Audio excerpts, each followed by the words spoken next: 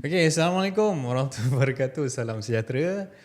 Terima kasih dekat korang yang sudi bersama-sama lagi dalam episod kedua Sembang AAH. AAH ni dia lain macam sikit sebab kita bincang antara aku, Azimin dan Aris nak memberi nama ni mana? Nak apa, brainstorm ni nampak macam pening lah. Sekali kita ambil ujung pangkal je lah. So aku perkenal diri aku Haris. Aku Azimin. Aku Aris. Dia ada Haris H. Aku tak ada H. Aku Aris. So ni akhirnya kami bertiga. Sebenarnya sebelum ni kita berdua. Hari tu Aris dengan Haris berdua. Alright. Tu Haris dengan Azimin.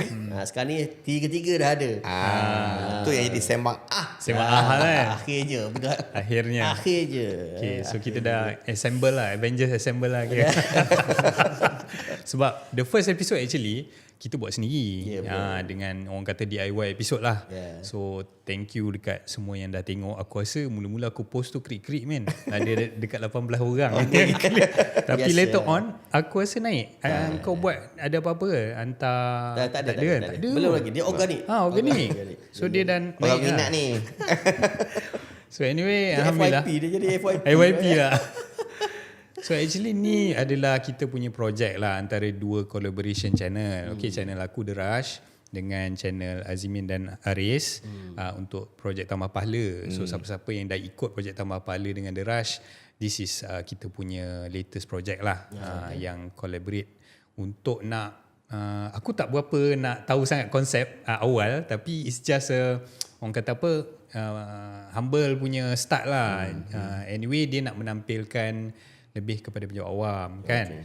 Sebab kita dah ada macam-macam platform dekat luar sana, podcast-podcast yang membincangkan Pasal artis. pasal artis kan. So kita macam dah lenguh lah bro kan.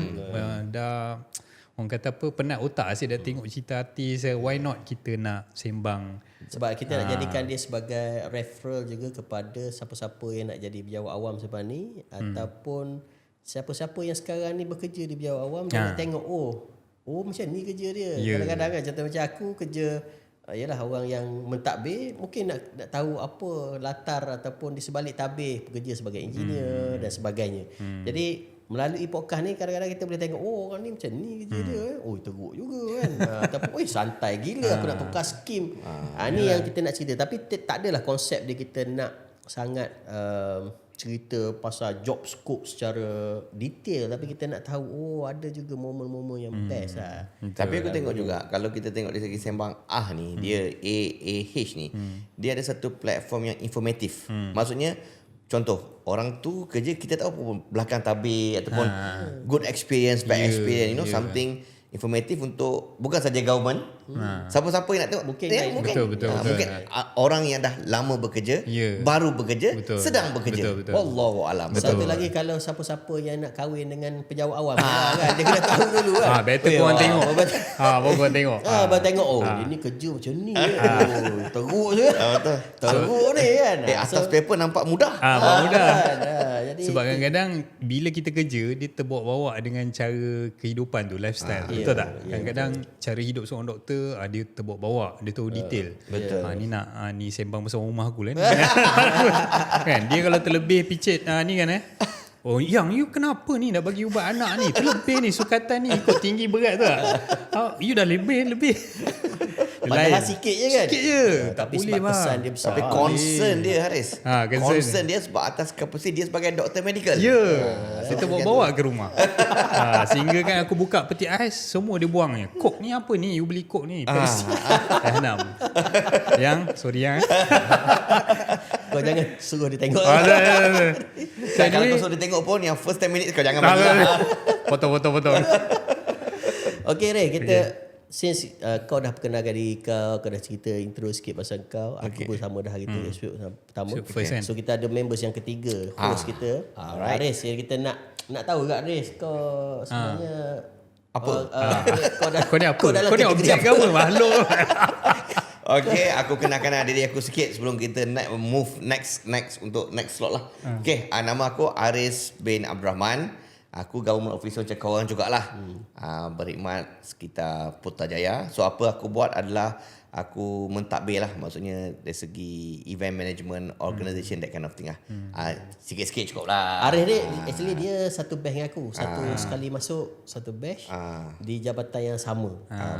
So dia kita orang kenal lama dan sebab itulah banyak projek aku dengan dia.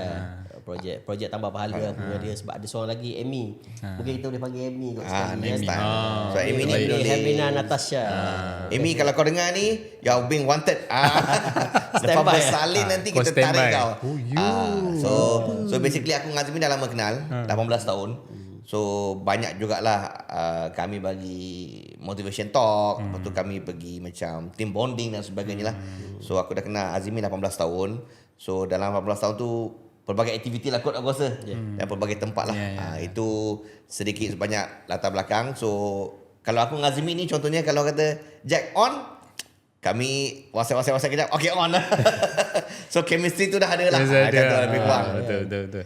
Dan aku sebenarnya nak ucapkan tahniah pada brother kita baru dapat PhD.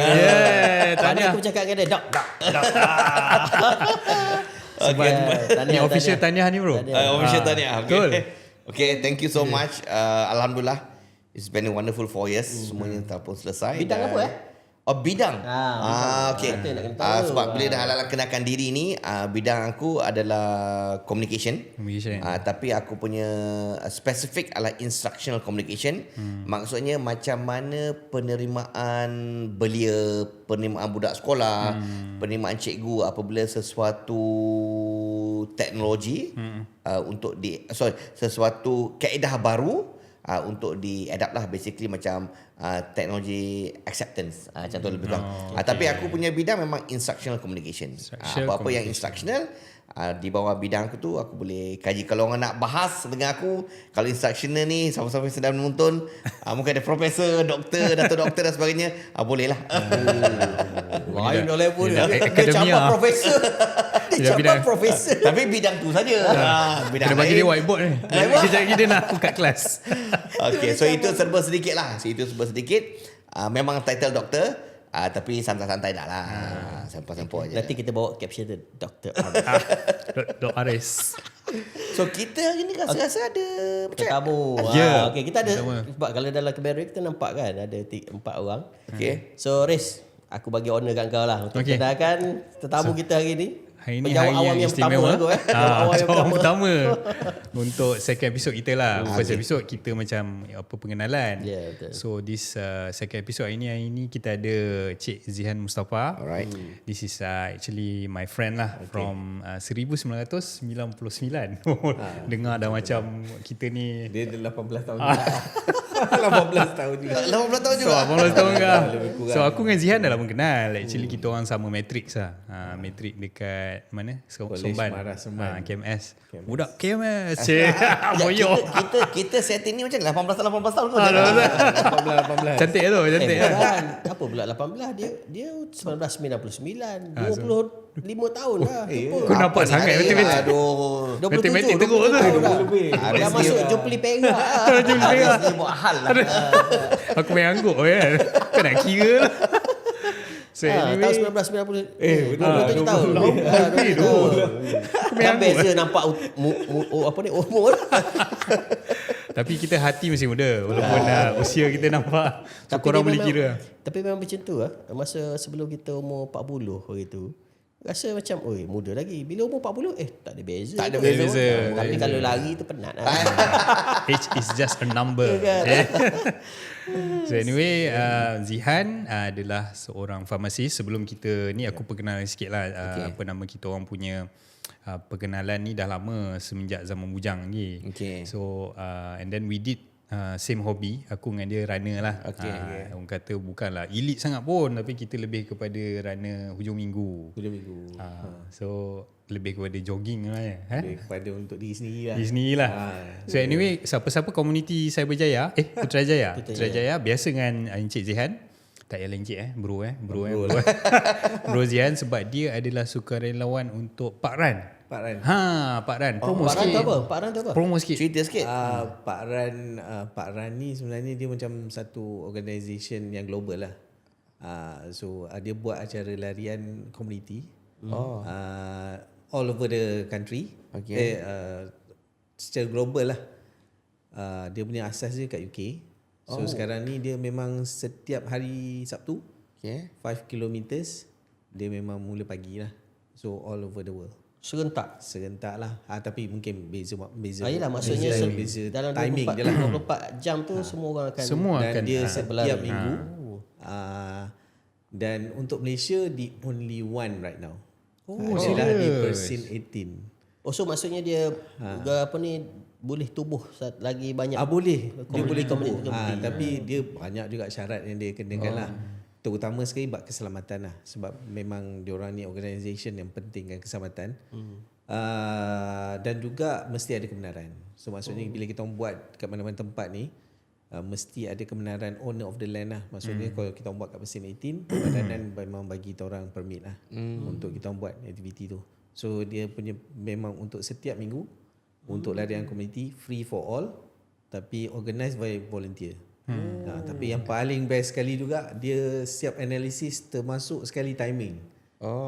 So kalau ada individu yang rasa macam okay, dia memang nak jadikan dia punya hujung minggu ni sebagai dia punya orang kata Consistent running. training untuk speed. Training untuk speed ke kan. Dia memang pergi sana lah sebab ada timing. Selalunya okay, mungkin minggu biasa dia running biasa je. So hari tu dia kata nak test. So it's park, P-A-R-K, park, taman. Park run. Park run. So dia akan dapat apa ni orang kata bukanlah accreditation, maknanya pace kita tu diiktiraf lah. So Satu dunia tau. Kemudian kita ada dia akan bagi identity barcode. So identity barcode tu kita boleh pakai all over the world lah. Maksudnya kalau katalah kita pergi UK hari Sabtu, Nak kita join. just cari dia kat mana park run dia. So kita join dia. So pakai kita punya barcode. Dan dia akan masuk dekat dalam kita punya dashboard nantilah. Dia mesti ada dashboard. Dia ada dia punya own apa Maksud Jihan adalah maksudnya park run tu dia organised oleh volunteer. volunteer. Semua ni So you are one of the volunteer. one of the volunteer dan juga sekarang ni mungkin dah regular dia orang jadikan saya juga apa ni run director lah. So run director tu setiap minggu dia tukar run director sebab run director ni yang akan uruskan untuk acara minggu tu. Voting. Dia nak cari volunteer semua tu kan. So tu run director tu punya tugasan lah. So yang menarik ni juga sebab the only one memang tiap-tiap hujung minggu 20 ke 30 orang turis memang confirm ada lah.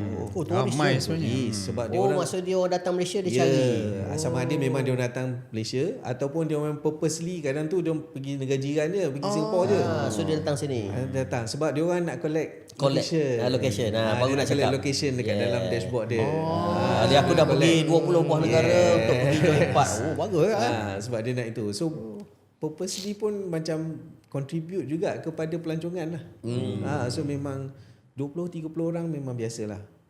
Daripada Australia, daripada UK. Setakat ni berapa komuniti? Selalunya macam semalam 120 orang. Okay, Ramai. 120. Dia sekitar 100-120 lah. Kecuali kalau ada cuti panjang tu mungkin kurang sikit, kadang ada yang balik kampung ke apa kan. So setakat ni every weekend. Every Sabtu weekend. mesti. Without fail. Without fail. Same place. Same place. Same time, Mesti 18. Kau lagi juga bang? Itulah ceritanya. Jihan ni dia dah macam tabligh kau tu. Dia dah ketuk pintu aku banyak kali. Macam tabligh kau tengok janggut dia. Dia dah cakap aku jom lah. Tapi aku tak pernah turun. Dia kalau tak nak lari pun, nak jadi volunteer pun boleh. Tak ada masalah. Sebab kalau yang ni untuk penjawat awam lah. Kalau nak aktiviti luar, so bila nak aktiviti luar ni kena ada yang apa section B2 saya pun tak pasti dah lupa. Apa tu section B2 tu maksudnya dalam apa? Dalam yang penilaian. Penilaian tu yang aktiviti luar tu kan. Okay. My performance. Okay. Ni so penting lah nak claim kan. Tunjuk kat bos saya buat aktiviti sukarelawan ni sebab dia punya invitation tu akan by email dan kemudian dia akan say congratulations kerana join sebagai by email. So itu boleh jadi bukti lah. Okay, faham. Boleh lah untuk jabatan kan. So sekurang-kurang ni boleh lah dapat makan penuh kat Ya, belakang tu kan. Tapi kan maksudnya sebelum kita kepada topik yang kita nak bawa ni, maksudnya contohnya kalau ada pendengar yang sedang dengar, kalau dia nak join aktiviti yang Pak Ran ni, where do they get the information? Daripada mana dia orang nak dapat? Dia sama ada website. Okay. Type je Alright. Run. Alright. Kemudian kat situ ada registration. Just Okay. register je. Okay. Kemudian kalau nak ikut social media, Facebook dengan Instagram lah. Boleh tengok kat situ. Tapi kalau katakan nak offer jadi volunteer pun just DM je. So nanti siapa yang in charge RD untuk minggu tu dia akan contact lah. Dia akan masukkan Sebab dalam jadual. aku rasa sebab bila aku lari juga brisk walk lah di Putrajaya ni, ramai gila orang Ramai. di Putrajaya ni. Lately dia jadi memang macam lifestyle lifestyle ni kan. Jadi bagi aku kalau dia orang register under komuniti yang iktiraf oleh global, itu lebih bagus. At least dia ada achievement yang dia Lagipun satu lagi networking. yes. Sebab after run selalunya dia orang akan sembang kan. So dia macam-macam profession ada kat sana lah kan. Macam-macam. Termasuk juga kadang tu kita nak kenal-kenal dengan turis kan. So dia orang pun menarik lah. Memang menarik. Dan setakat ni sebenarnya Putrajaya ni nombor 2 sebenarnya. Nombor 1 kena tutup. Kat mana? Tak silap saya dekat area Pudu. So dia ditutup sebabkan tidak mendapat kebenaran. Dia Pudu sebenarnya KL tu? Dia KL. Dia sebenarnya dia dah dapat. Tapi lepas tu dikenakan yuran pula. Sebab kita buat secara sukarelawan. Tapi bila kenakan yuran tu memang tak ada siapa lah pula nak sini kan. So terpaksa tutup. Tapi saya dengar dia orang tengah cuba untuk onkan balik. Okay, dengan minta lah untuk sebab yalah untuk kesihatan orang awam. So tak molek lah pula kita tengok nak kena charge kan. Not fair lah. Not fair lah. Tak adil lah. And then kita ada yang ketiga. So sekarang ni Putrajaya aje. Yang ketiga dah dapat kelulusan. Alhamdulillah. Yang Alhamdulillah. tu second. Yang tu dekat tak siap saya dekat area Rawang. Rawang. Dekat area Rawang. Temple Park. Bukan ada Temple Park ke Rawang? So yang tu lah. Dan sebenarnya ada satu lagi dia nak cuba buat dekat UKM. Dekat UKM main campus Bangi. Yang tu pun tengah tunggu kelulusan lah. Sebab yang tu memang kena dapat kelulusan daripada land owner tu sendiri. Faham. Kemudian kita kena datang tengok road lah. Saya pernah cuba nak buat dekat Tasik Shah Alam. Tapi tak jadi. Sebab Tasik Shah Alam tu tak cukup 5. Dia 4. Dia mesti 5. Dia 4. So bila saya nak 5 kena buat loop. So bila nak buat loop tu ada sikit masalah. Sebab kita susah nak kontrol orang. Kau dah cukup ke belum? Kau dah cukup ke belum? Dia mesti cukup 5 km. Dia cukup 5 km. Kemudian baru masuk dekat dalam dia punya dashboard tu lah. Dia tak boleh looping ke? Contoh 2.5, 2.5. Boleh buat looping tapi nak kontrol tu lah. Kalau dah Macam mana kau nak tahu orang Betul. Sebab contoh dia buat 2.5 kan. Dia tak pakai beep tau. Dia tak pakai beep. Tapi dia ada timing kerana kita pakai gun time. So bila kita pakai gun time, kita kata go, semua go. So bila dia balik tu, dia melintasi tu kita akan timer lah, stop timer. Tapi kita akan linkkan dengan dia orang punya position punya orang kata token. So baru dapat dia punya timing. Tapi yang buat loop tu yang sikit susah lah. Dan nak buat keluar, katalah kita nak adjust sikit lah, tambah 1 km kat luar sikit kan. Yang tu yang problem. Sebab dia isu keselamatan dia tak kompromi lah. Tak boleh nak kompromi lah, dia bahaya. kalau keluar sikit lalu tepi jalan raya je, dia tak boleh. Tak benar kan. Dia orang sampai ke tahap memang dia bagi AED semualah. So kita orang ada AED semua ada. Lepas tu ada juga macam dikirakan setiap tahun kena ada refresher course untuk untuk CPR. So memang proper one lah. It's a proper thing. Maksudnya memang dari segi nak urus ni bukan benda yang main-main. Sebab kita nak handle orang kan. Yalah. Takut ada kecelakaan, kemalangan. Menarik cerita dia. Okay, alright. Dia dah bagi kita ni kan, kita dah kena patah balik ke belakang. Tapi good start. Kita memang nak biar ada satu benda yang baru. At least baru kita tahu dia balance. Sebab yang awam ni tak adalah cerita asyik Cerita macam kita pun. Kita baru tahu Pak Ran hari ni.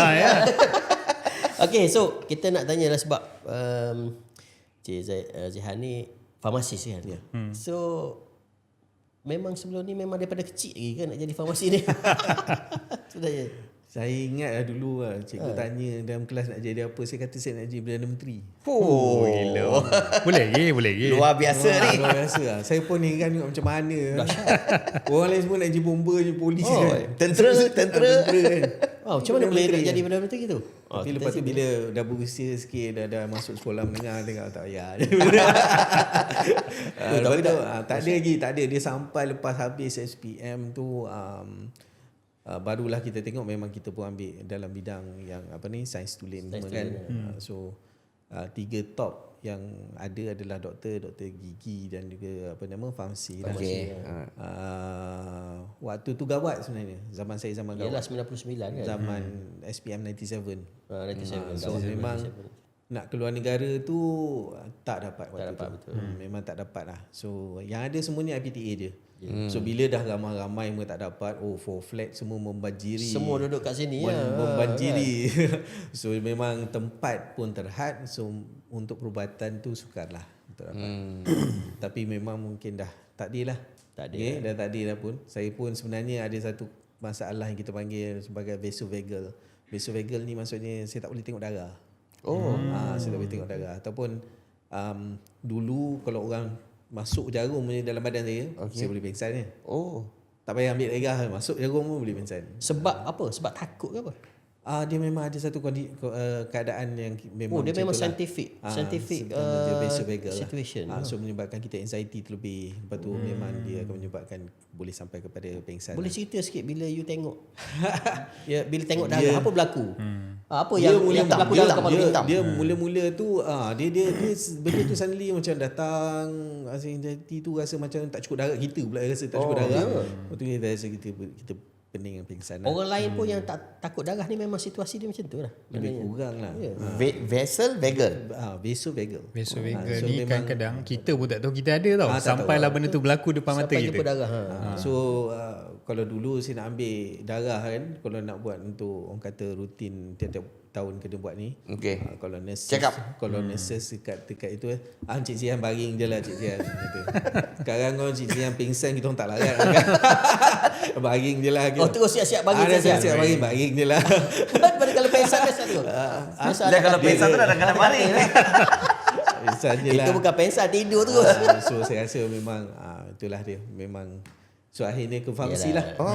So, maksudnya dulu dari segi nak jadi doktor tu, result tu memang cemerlang, boleh dah. Boleh menjadikan doktor. Dan ni produk MRSM.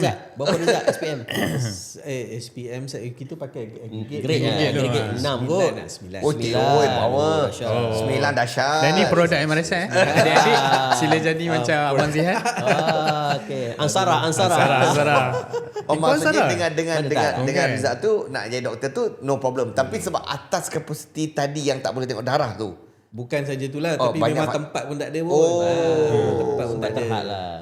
Waktu tu memang budak-budak yang 4 flat semua ramai-ramai semua tak boleh keluar. So diorang pun memang membanjiri. Memanglah 97, 98, 99. Macam saya pun 99, SPM 99 pun tak boleh pergi overseas. Tak boleh. Memang masa tu tengah gawat. Memang best kita memang tak boleh pergi overseas.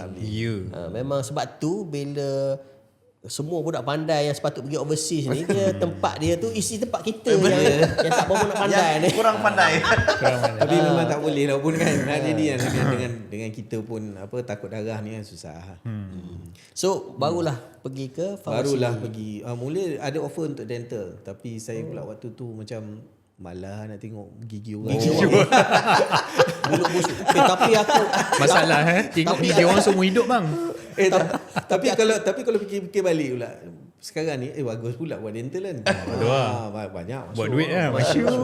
Tapi aku adore lah orang yang buat apa ni, dentist ni kan. Dia boleh tengok gigi orang je lah. Dengar bau. Bukan tu aja, cara kerja terbalik tu. Gigi orang. Yelah opposite. Ruang terhad, pakai cermin kan. So skill lah, memang very skillful. Kita nampak macam simple tapi sebenarnya dan impact gigi ni pun ada ramai yang dah meninggal kan pasal gigi cabut. Mainan saraf bro. Macam Zian kata, kerja tu pun memerlukan skill sebab kau bukan duduk depan dia kau tengok macam gitu. Bukan kan dia pun kena kerja pakai cermin kan. Betul. Cermin pun kecil je.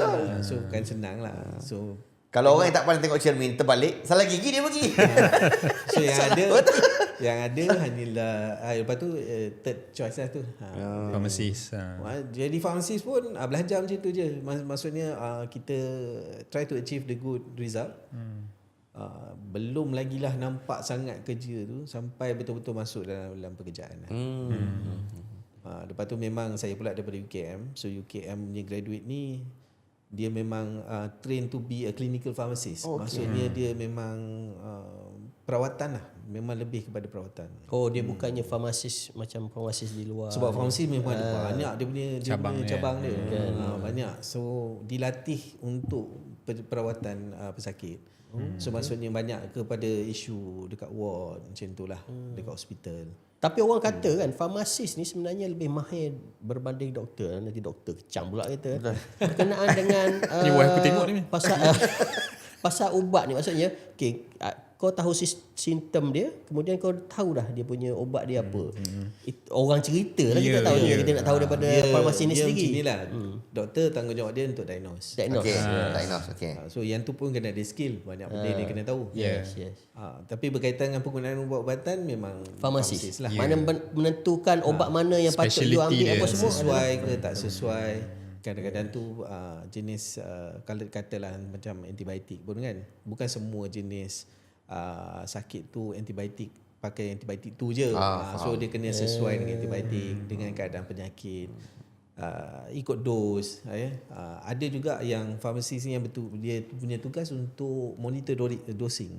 Selalunya ubat-ubat yang kita kata macam ubat ni kalau kurang dos di dalam badan orang tu dia tak berkesan. Kalau dia terlebih sikit dia toksik. So dia kena duduk dekat dalam satu macam window tu. So yang tu pun ada pegawai farmasi yang akan tengok pada penggunaan ubat-ubat macam ni, dan dia yang kira, dia kena kira dos tu. Ikut berat badan, ikut umur, ikut fungsi buah pinggang dia semua. Lepas tu dia bagi tahu doktor, okey pakai banyak ni, berapa banyak, berapa jam, berapa apa. So kemudian kita tengok result. So dalam proses ni doktor ni dia hanya beritahu okey orang ni sakit apa, lepas tu farmasi akan tentukan ubat apa. Dia orang akan prescribe. Dia akan tentukan ubat ke? Prescribing tu dia orang. Oh, daripada doktor. Prescribing tu maksudnya dia tentukan ubat apa dia nak pakai dulu. Okey. So pegawai farmasi akan nasihat. Kalau kita tengok okey, it's okay lah. Tapi kalau kita tengok macam tak sesuai, kita akan bagi tahu. Pernah bergaduh tak dengan doktor? Ada je. Ni kita pergi ke terus lah pengalaman. Terus ni isu panas ada je tapi profesional lah. Ada isu kerja lah. So, So dia boleh bagi tahu hujah dia, kita boleh bagi tahu hujah kita. Tapi ialah dia yang melihat pesakit. Sometimes kita yang tak lihat, kita tengok basic orang kata teori. Tapi bila dia rationalizekan penggunaan dia, kita agree sebab based on keadaan pesakit yang dia tengok, memang. So kalau ada berlakunya pertikaian fakta di antara doktor dan juga farmasi ni, sebenarnya siapa yang patut kita tengok? Adakah kita kena tengok pada doktor punya side ataupun farmasi punya side? Sebab doktor punya side tu sebab dia yang melihat pesakit, dia yang merawat pesakit. Oh, so final say pada dia. You boleh advise. Saya boleh advise. Final say tetap dia. So dari segi law pun kalau sekiranya berlaku apa-apa pada patient tu pada doktor punya tapi kita tengoklah kalau katakan adalah problem dia, kita panggil kalau dalam perubatan ni kita ada errors. Errors tu kita manusia kan. Robot pun boleh ada buat silap, takkan manusia tak boleh buat silap kan. So errors tu ada, tapi kita kena tengoklah sejauh mana errors tu berlaku. Adakah berlaku pada peringkat doktor ataupun boleh berlaku pada peringkat farmasi. Contoh dia memang doktor nak ubat A, farmasi tersilap bagi ubat B. Boleh. Ataupun farmasi dah bagi ubat A, tapi nurses pula cucuk, dia pergi ambil ubat A tapi dos lain. Ataupun dia cara dia nak cucuk tu lain. Patutnya cucuk cara ni, dia cucuk cara tu. So salah juga. Pun boleh. So error tu boleh berlaku banyak tempat. Tapi walau macam mana sekalipun, selalunya kita orang takkan pinpoint orang lah. The whole team akan ambil responsibility. Alright. Maksudnya bila cakap pasal error tadi kan Zia kan, yalah kadang-kadang kita faham Azimin dan juga Haris, tulisan doktor ni kadang-kadang tulisan doktor ni sukar untuk dipahami. Betul. When you say errors tadi kan, ada tak sepanjang bekerja lah, salah baca tulisan doktor dan bagi prescription yang berbeza? Sebab orang katalah saya tak tahu betul ataupun tidak. Boleh jadi. Panadol. Mungkin ada medical doktor tengah lihat ni. Sebab dia kena Bini aku. Panadol dia tak sebut tu pun paracetamol. Ya, sebab pasal P ada Panadol tu brand. Panadol tu kita. Pokah kita tak ditajuk Panadol. Tak nampak sangat lah kita bukan background medical. Paracetamol. Maksudnya ada tak? Maksudnya bukan. Maksud saya adalah maksud aku adalah bila kita bercakap contact errors tadi. You sebagai you nak membaca sebab kita nak bagi servis kepada end user tu. Pernah berlaku? Boleh berlaku. Pernah berlaku.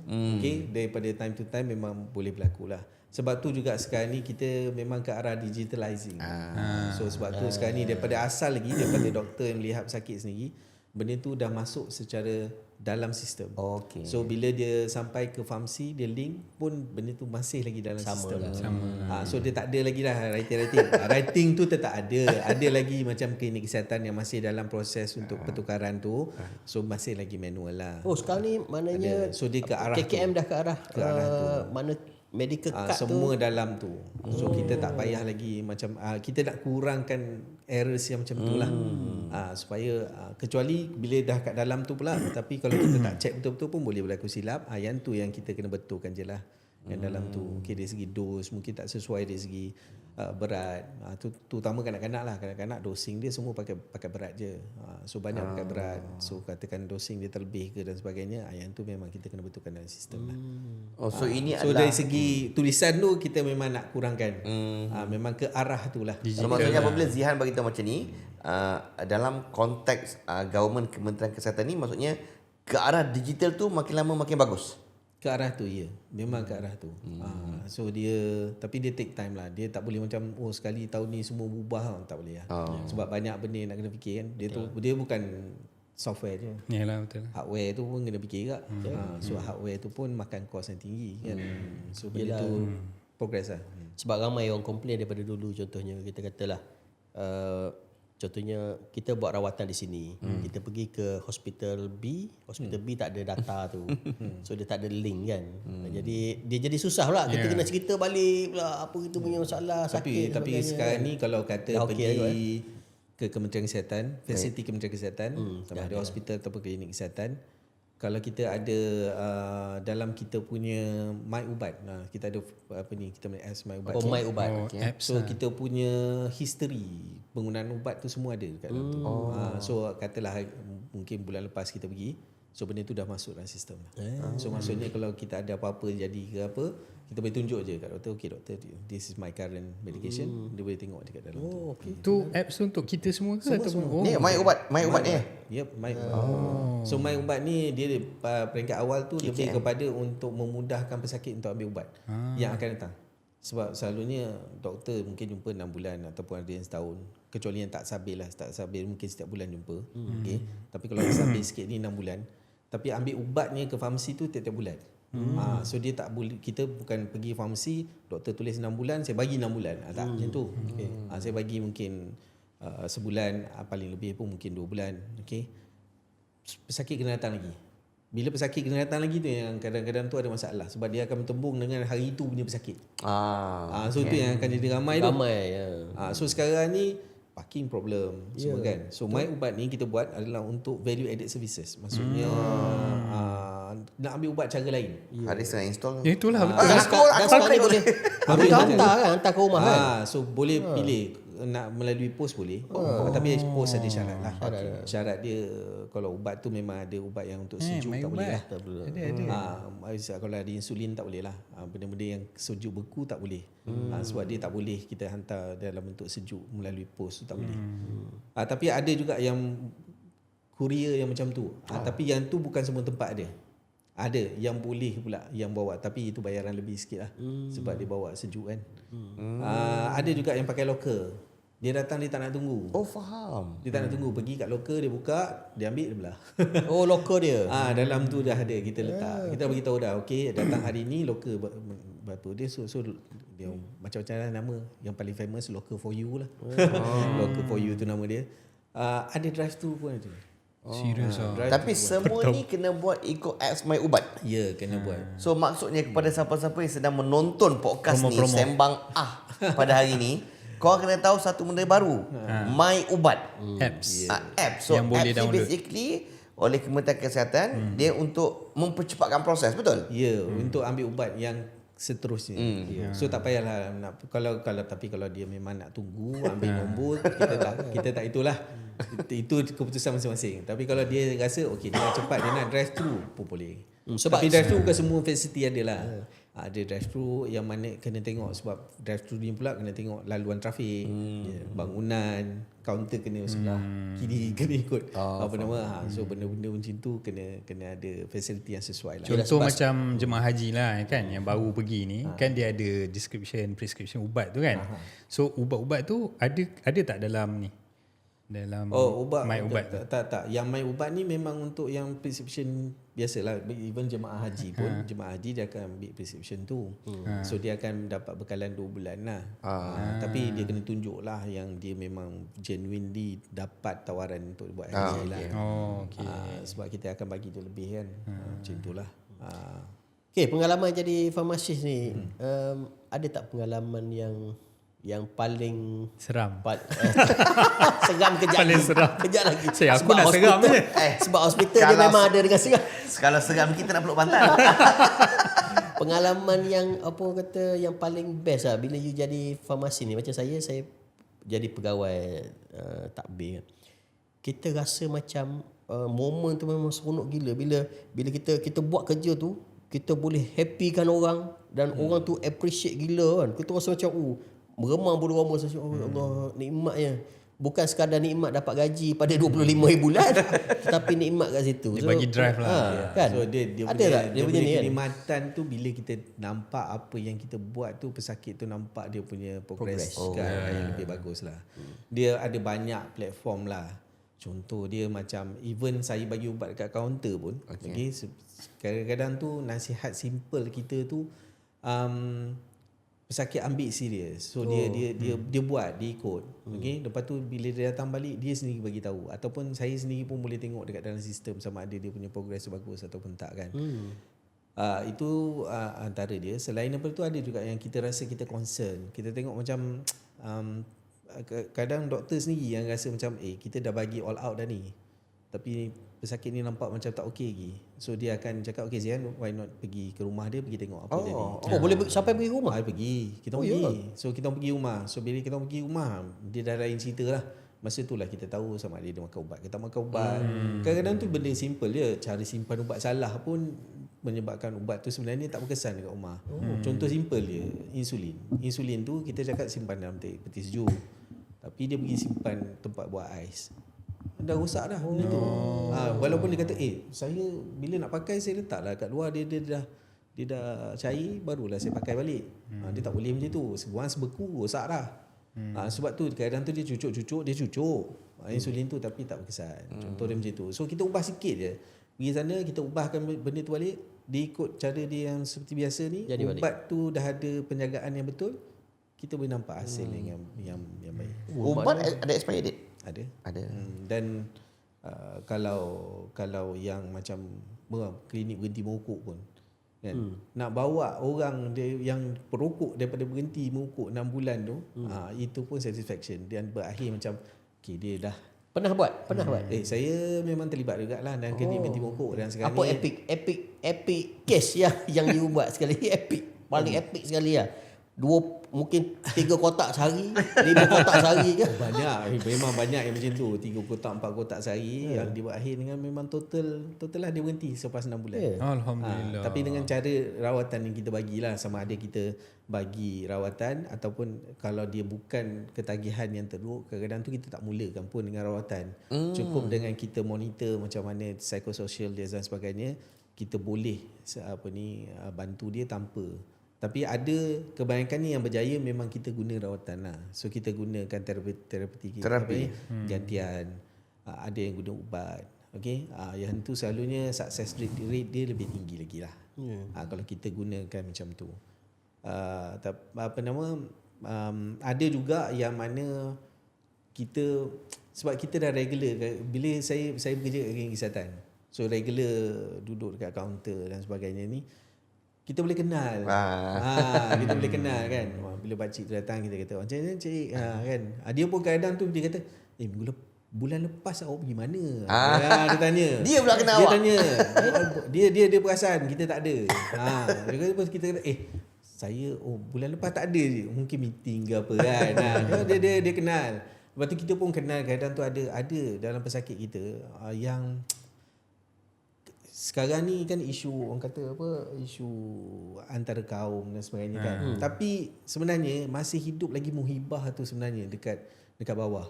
Bila kita tengok kan, bila pasal kadang tu ada pakcik tu datang, "Cik, minggu lepas datang dah ni, datang lagi." "Oh tak, yang ni bukan saya punya ubat. Ni jiran punya ubat." Serius ah. So dia habis kenapa cik ambil? Dia tak boleh jalan. Dia dah tak boleh jalan, anak pun tak ada balik. So cik ambil lah, tolong ambilkan. Ada. Masih ada lagi dan benda tu berlaku berlainan kaum. Maknanya dia contohnya kaum Melayu ambil untuk kaum Cina. Kaum Cina, ada kaum Cina ambilkan untuk Melayu, ada yang India ambilkan untuk Melayu. India ambil untuk Cina. So dia bukan macam dia memang orang kata rentas kaum lah. Tapi sebenarnya kan Ada. bila kita bercakap pasal isu muhibah ni, sebenarnya di on the ground, aku dulu kerja di Negeri Sembilan, di kira on the ground lah dalam sektor awam ni kan kita ada federal, negeri dan juga distrik kan, daerah. Pihak berkuasa tempatan. Kita boleh nampak tau sebenarnya di bawah ni harmoni je sebenarnya. Memang harmoni. Cuma yang menjadikan dia bergebu-gebu isu kekurangan muhibah punya spirit ni adalah disebabkan oleh ada pihak yang mengapi-apikan jadikan satu isu. Sebenarnya tak ada pun. Tak ada. Kita boleh duduk sebelah macam aku dulu di Seremban, kiri kanan aku Cina, depan India, okey je, tak ada isu. Tak ada isu. Dia orang memang respect kita. Kita nak buat kenduri pun okey, kita beritahu dia okey, respect. Dia okey, no problem. Dan dia nak buat kenduri pun okey. Jadi tak ada isu sebenarnya. Cuma kita ada certain case tu kita terus labelkan okey. Ni label kan. Bila dia label tu yang jadi masalah. Mungkin lebih pada individual lah. Tapi kalau dari segi masyarakat tu masih ada lagi lah. Sebab macam tempat saya ni macam dia nak katakan semua Melayu tak. So dia macam taburan dia tu lebih kurang sama lah. Sebab tu kita boleh nampak benda-benda macam tu kan. So kita pun jadi petugas kita happy. Sebab kita tahu juga bahawa benda ni masih hidup lagi kat bawah. Okay, nilai murni ni masih hidup lagi. Dan juga nak tolong ambilkan ubat ni pun satu benda yang Pasal nampak macam ni apabila jiran tadi, contohnya jiran tu berbilang kaum atau bahasa. Tapi sebagai seorang jiran, dia nak datang untuk ambil ubat. You doing a favour untuk orang lain. Dan dia bukan pertalian saudara dan sebagainya, sebab dia jiran.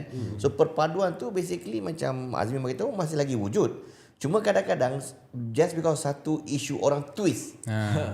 Tu yang dia tak seronok tu. Tapi hakikatnya kalau macam tadi kan, jaranglah kita berjiran tu biasa, tapi kalau jiran tu nak datang ke klinik kesihatan, kau nak beratur sejam ambil ubat untuk member yang tak boleh jalan, I think that is harmony enough. Lepas tu dari segi pesakit kita kan, saya dah ada pengalaman jugalah bekerja di memang orang kata town dan juga kampung. Saya lebih suka kampung sebenarnya. Kampung lain kampung lain. Kampung lain. Kalau zaman kalau musim buah ni, Musang King je Hari-hari dibawanya. So kita masih ada lagi benda macam tu. Maksudnya dia menghargai staff. Kemudian kan, so dia datang, dia kata memang ada buah ni ada lebih, ambil lah kan. Sebab tu orang kerja di luar bandar ni tapi kat bandar betul. tak sangat lah nampak. Sebab buah tak ada. Kena beli. Bukan buat dekat dusun. Dia kena beli. Lah kan. Tapi orang macam Zihan ni, dia mungkin dah ada dia punya fan tau. Sebab aku biasa kalau ada orang yang di co-profession, ada profession yang bekerja betul-betul dekat kaunter barisan pertama. So dia akan lebih macam ni lah, macam Zihan lah, dia jumpa dengan orang kampung. So dia tengok what really happen on the ground. Yalah, macam kadang-kadang kita ni kan lebih dengan papers and all kan. Sampai dia orang ni kadang-kadang ada fan dia tersendiri tau. Mungkin duk bawa buah ke, bawa balik pada Mekah. Ni ada celak. Minyak wangi. Betul tak? Ada tak? Dia benda tu penting sekali, bukanlah unsur rasuah. Itu bukan unsur rasuah, tapi itu lebih kepada nilai. Dia more towards dia appreciation. appreciate. Token appreciation. Dan penjawat awam yang penat-penat macam ni bekerja kan, dapat benda macam tu pun Allah Akbar, memang happy kan. Orang kata selain daripada makan tengah hari tu, kadang kita makan adalah cuci mulut pula kan. Macam tu lah. So itu antara yang seronoknya lah kerja dekat motivasi lah. Sebab dia gini, dalam thread lah duduk bercerita kan pasal sekarang ni tengah famous thread lah. Thread memang nak throw apa saja boleh berlaku kan. Tempat troll. Tempat troll. Dia sebab dia cerita pejabat awam ni duduk kat kampung rasa macam besar diri lah, nak suruh orang layan lah dan sebagainya. Sebenarnya dia bukan macam tu situasi dia. Kita pun sebenarnya kan, kalau saya dulu duduk pergi turun ke bawah dan sebagainya, orang layan macam tu kita pun rasa segan. Tak payahlah segan, tak payah cik. Tapi disebabkan oleh kita, dia rasa macam seronok kita datang sebab kita boleh bantu dia. Dia kata makan macam orang datang rumah kita, dia buat macam tu. Sama juga. Tapi di dalam track dia nampak lain. Orang duduk atas kursi, atas meja, ada orang hidang tu, hidang ni, rasa macam bos sangat. Sebenarnya situasi tu bukan begitu. Situasi dia adalah kita ni datang nak tolong, tapi dia orang appreciate seorang pegawai kerajaan datang untuk tolong, untuk selesaikan masalah dia, betul. Dan dia bukanlah dia merajakan kita, tidak. Dia rasa macam terharu dengan tindakan kita nak tolong. Sebab kan? Macam yang saya kata, yang kita buat perkhidmatan ke rumah tu, kita pergi home medication review tu kan. So kita pergi rumah pesakit tu lain macam, walaupun kita dah bagi tahu dah, tak payah jangan buat sediakan betul. Tak payah. Tak disediakan ni macam-macam. Walaupun sebab kita memang limited time juga kan. So tak payah. Tapi bila dia dah sediakan tu, kita kena takkan tak jamah pula. Jamah lah pula kan. Kadang-kadang tu jiran sebelah pun join juga. Jiran sebelah. Dia punya seronok tu Haris dengan Azmin. Dia panggil jiran sebelah tak? Jiran sebelah pun datang. Jom. Satu. Tapi hari tu ada sekali tu, yang ni pun saya rasa terharu jugalah, sebab saya banyak juga lah bagi ceramah-ceramah awam ni. Ada satu ni memang dapatlah macam satu slot khas setiap bulan untuk bagi ceramah lepas maghrib dekat satu masjid ni. Lepas saja saya habis bagi, lepas main isyak, dan lepas tu ada seorang pakcik datang. Dia tepuk bahu saya. Dia kata, bagus ceramah hari ni. Saya tak pernah ada orang saya bagi ceramah dia datang kat saya, bagus juga bang. Benar. Saya macam touch. So rasa dimanfaatlah juga ilmu. Walaupun saya datang ke masjid bukan nak cerita pasal agama, nak cerita berkaitan dengan kesihatan, tapi pak cik tu datang. Dia tepuk bahu, dia kata bagus ceramah hari ni. Kan? Dia kata lain daripada yang lain. Simple gesture. Tapi impact dia sangat-sangat mendalam. Banyak kali juga lah bagi ceramah kan. Banyak ni, maksudnya dari segi jemputan daripada jabatan kerajaan dalam daerah. Semasa ke semasa tu ada je. So tapi yang ni lain lah. So memang touch lah yang tu. Kan? Yang makin kerap nak buat ceramah hari kan, nak dapat bantuan orang awam ni kan, kalau kita bagi peluang pada dia, memang dia orang boleh sangat membantu kita banyak benda. Saya ada seorang yang, kalau dalam program farmasi ni, kita ada satu program yang kita panggil Duta Kenali Ubat Anda tau. Duta Kenali Ubat Anda. So Duta Kenali Ubat Anda ni kita tak ada, bila kita nak pergi ke ground nak sampaikan information, kalau pegawai lah yang pergi, mana dia kenal komuniti tu semua. So kita kena agent, kita kena ada agent dalam komuniti yang bawa kita. So saya ada masa first saya punya posting dulu dekat Kuala Langat, Pejabat Kesihatan Daerah Kuala Langat.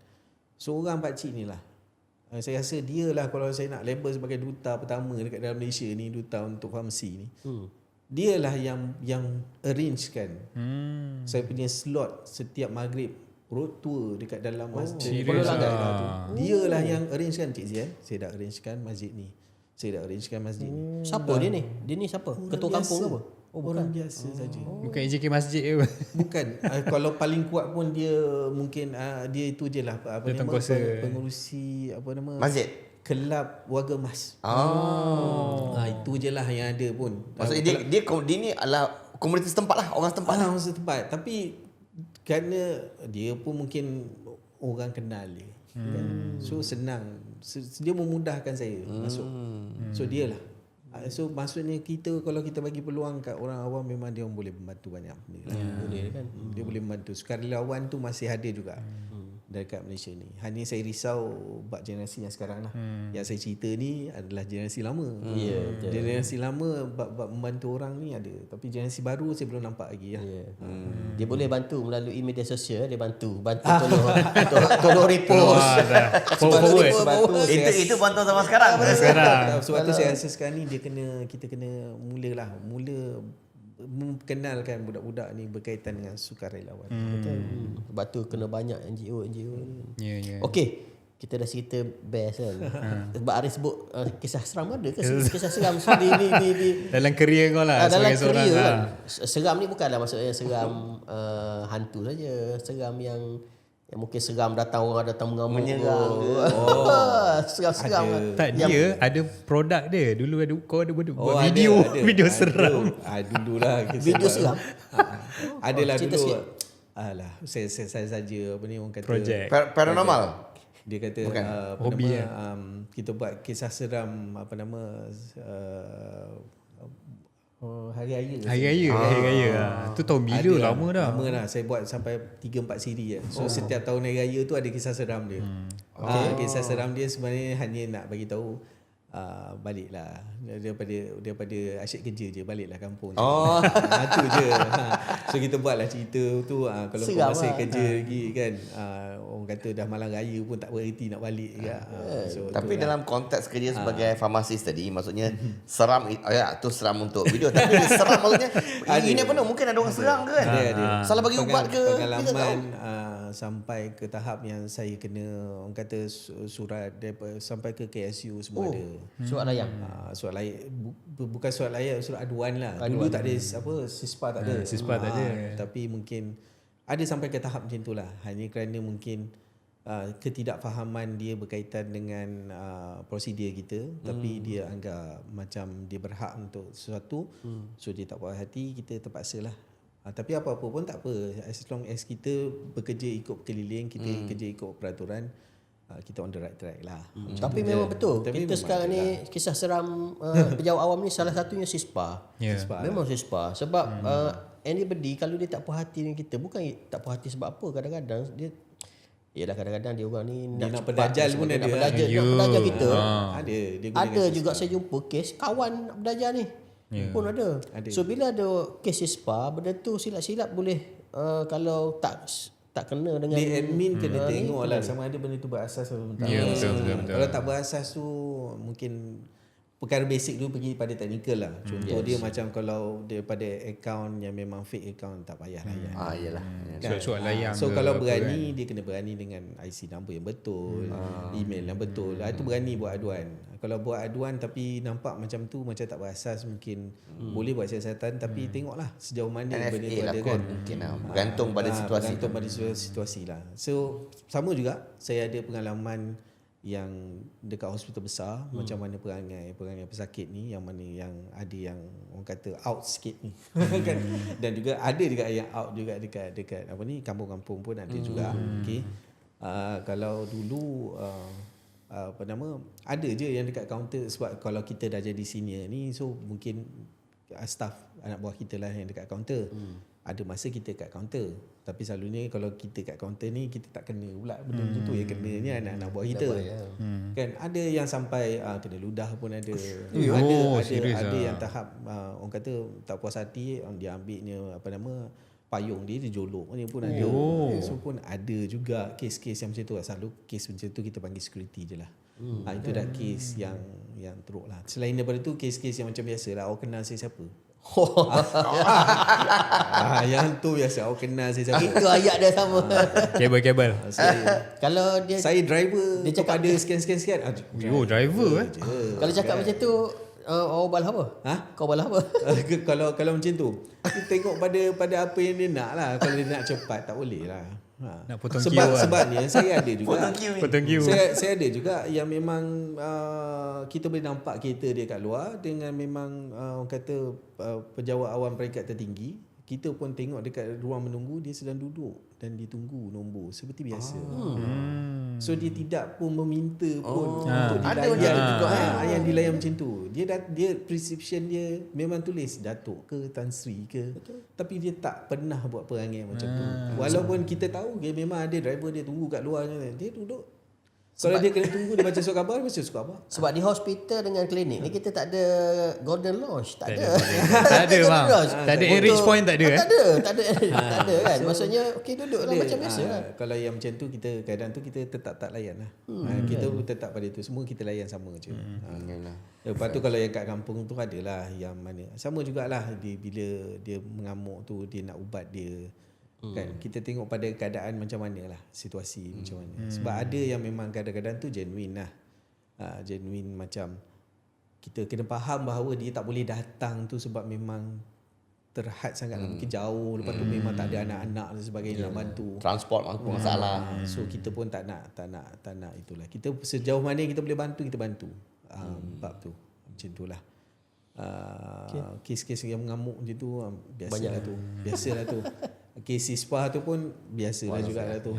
Okay Zian, aku nak okeylah tadi kes sispa. So aku nak tarik kita kepada satu topik yang sekarang ni agak hangat dibincangkan lah. Hangat dibincangkan ni. Vape and apa mushroom apa? Dak sekarang dia panggil. Dak sekarang lah. So tapi before that, okay. aku rasa kita macam tak cukup masa kan. Tak ada. Ada lagi? Ada lagi? Okay, sebab. Go. Sorry. Ada. Maksudnya sekarang ni lately kalau tengok viral kat social media, people get high on aku tak tahu apa istilah sebenar vape, mushroom dan sebagainya. Anything nak describe what is it? Bahayanya benda itu, things like that, nak educate kita punya orang yang sedang menonton ni. Sebab lately too many videos spreading around. Betul. Yes. So Steam, yang tu comments. yang ni memang satu benda yang merisaukan kita orang lah. Alright. Sebabnya kita orang dah bersuara since daripada tu 2015. Tapi kita orang tak nak cerita sangat dekat orang awam, tapi kita lebih cerita kepada yang pengubal dasar berkaitan dengan vape ni. Device tu yang berbahaya. The device tu. Cecair tu datang kemudian. Device tu adalah device yang boleh kita gunakan untuk bawa masuk dadah ke dalam badan. Berupaya. Satu ketika dulu nak bawa masuk dadah macam mana? Inject kan, isap, sedut. So benda tu rasa-rasa budak-budak berani try tak? Tak. Tapi vape budak benda ni senang nak try, senang boleh kita sedut je benda tu. So the device tu yang bahaya sebab apa sahaja bahan yang boleh larut dalam cecair tu boleh guna device itu untuk bawa masuk dalam badan kita, yang mana benda tu berlaku pertukaran masuk ke dalam darah tu dekat paru-paru lah. Sebab tu sekarang ni vape apa-apa pun memang kerosakan yang setakat yang kita nampak sekarang ni yang paling ketara adalah berkaitan dengan cederaan paru-paru lah. Tapi yang berkaitan dengan mushroom tu tadi. So mushroom ni dia orang kata fungi jenis cendawan lah. Dia hasilkan satu bahan psikoaktif, nama dia psikolabin. So yang ni dia memang kalau dalam jadual racun dia memang psikoaktif. So maksudnya benda tu memang boleh mempengaruhi orang dari segi yang tadi neurologik dia dan psikotik dia. Hanya benda tu sekarang ni dimomokkanlah benda tu sebenarnya. Saya terpaksa kata momok lah. Sebabnya nampak mushroom. Nampak macam kalau saya kata ganja. Mana yang kita rasa menggelabah sikit? Ganja ke mushroom? Ganja lah kan. So sekarang ni untuk dia mengaburi apa yang perkara sebenarnya yang berlaku adalah yang dikatakan mushroom tu setakat daripada informasi daripada Pusat Racun Negara yang mana dia buat sampel dan dia uji dalam makmal, dia tak jumpa pun yang dikatakan mushroom tu. Barang yang mushroom tapi tak jumpa mushroom. Dia terminologi dia, nama dia tukar, dia camouflage. Tapi dia jumpa apa? Ganja. Dia jumpa synthetic cannabis. Maksudnya lagi teruk daripada ganja daripada tu. So sekarang ni dia menggunakan mushroom tu hanya macam untuk mengaburi budak-budak ni. Macam Alah, kita So boleh jadi mushroom kira je. Traditional. traditional kita ambil macam mushroom herbs lah. Tapi tak, dia ambil sebenarnya ada synthetic cannabis. Dia setiap sampel yang dia check Sama. setakat hari ni. Ayuh. Dia tak jumpa lagi yang the real mushroom dekat dalam tu. Yang dia jumpa semuanya adalah synthetic cannabis. Itu daripada Pusat Racun Negara lah. Maksudnya dia sangat membahayakan kepada jiran zaman Ya, sekarang. sebab dia bermula juga kerana bila kita tengok gambar-gambar video-video ni yang sampai sawan tu, kita pun macam ni bukannya kesan daripada mushroom ni. Mesti ada benda lain ni. So itu yang membawa kepada Pusat Racun ni untuk buat, untuk check, untuk semak bahawa memang bukan. Dia adalah synthetic cannabis. Tapi sekarang ni bukan saja synthetic cannabis tu, dia ada macam-macam benda lagi. Dan benda tu sebenarnya kita dah tahu since 2015 sebab benda tu berlaku dekat US. Benda tu berlaku dekat US. Kita dah tahu tapi kita risau benda tu boleh sampai. Tapi kerisauan tu kita tahu bahawa memang akan jadi kalau kita tak larang. Okay. So akhirnya kita dah jadi. nampak, dah jadi. nampak. So yang lagi satu selain daripada tu yang kita panggil K-Pot. So kita ada K-Pot ataupun dia panggil satu lagi saya dah lupa nama dia. Tapi bahan yang ada dalam tu adalah yang kita panggil sebagai etomidate. So etomidate tu sebenarnya kita punya perubatan pakai. Okey, kita punya NS pakai NS pakai untuk tujuan sedatif orang nak buat operation. Okey. Pada dos yang betul lah, pada dia NS pun kena ada bila buat operation. Dia bukan boleh tucuk orang tu dia balik. Sembrono kan. Tak, dia kena duduk, kena kawal, kena itu. Tapi sekarang ni benda tu kan saya kata apa saja boleh larut dalam cecair.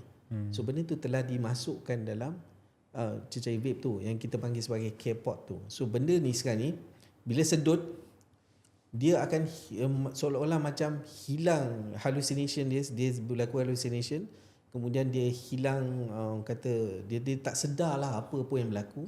Dan kemudian kalau teruk sangat boleh sampai kepada tahap dia akan efek jantung semualah. Okey. Tapi sekarang ni situasi dia berlaku, cuba bayangkan kita kalau tengah memandu, katalah kita tengah memandu, kalau kita berhenti kat traffic light, cuba keadaan tu kita pandang kiri kanan, kita keadaan tu boleh nampak orang tengah hisap sedut vape. Kalau dia sedut etomidate tu tengah dia drive, bayangkan apa jadi. Itu antara benda yang kita dah nampak sebenarnya dekat dalam beberapa dashcam punya video. Tapi kita tak boleh nak kata ni confirm lah, tapi kita boleh nampak macam seolah-olah macam micro sleep. Ya betul. Kan macam tiba-tiba kau tak nampak ke orang dah berhenti kat depan tu boom lah kau. Ataupun kita nampak dia ke tepi tiba-tiba boom lah kau. Ataupun yang memang ada kantor itu yang buka benda kat pintu tangan, nampak dia pun tengah macam ni hayal dan sebagainya kan.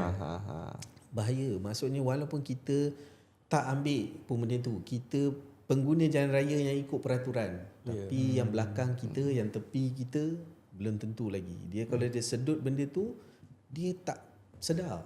Ada satu video yang latest baru adalah seorang budak dia naik motor, dia kat traffic light. Pernah korang tengok kot.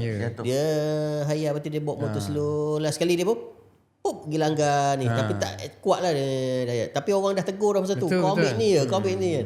Tapi kita tak tahulah apa benda ni. Tapi simptom dia lebih kurang sama So lah. saya rasa juga mungkin dari segi siasatan kes-kes accident lepas ni kena lebih mendalam. Lebih mendalam, pergi tengok. Maksudnya pergi tengok lah benda tu kan. Sebab dan benda-benda macam ni kita tak boleh macam macam ni dia memang kena ambil sel kena ambil darah ataupun kena ambil urine baru kita boleh nampak lah. Okey, menarik.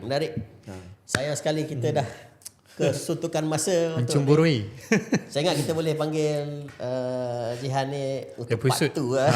Aku rasa bukan part 2, part 3, part 4 tak habis ni. Banyak topik ni. Banyak topik.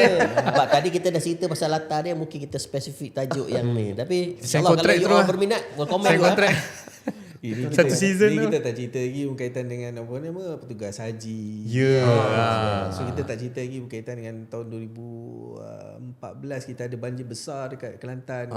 Gua Musang kan? So semua benda-benda macam tu lah. Menarik. Macam mana orang kata terputus yang bekalan ubat dan sebagainya. Macam mana kita handle. Okey, kita Dan boleh juga panggil lagi. Part tu Boleh, siapa boleh. nak kita komen dulu. Komen Part dulu. untuk Zihan. Mungkin juga ada yang komen tu Cik Azmin, dia nak dengar pasal COVID-19. Kita tak tahu betul. Kita tak tahu. Azmin. Okey. Sampai di sini saja lah kot. Terima kasih Jan. Join kita untuk podcast yang kedua. So awak ada penjawab awam yang pertama kita panggil. Tahniah ucapkan. Tepuk tangan Bisa sikit. terpilih.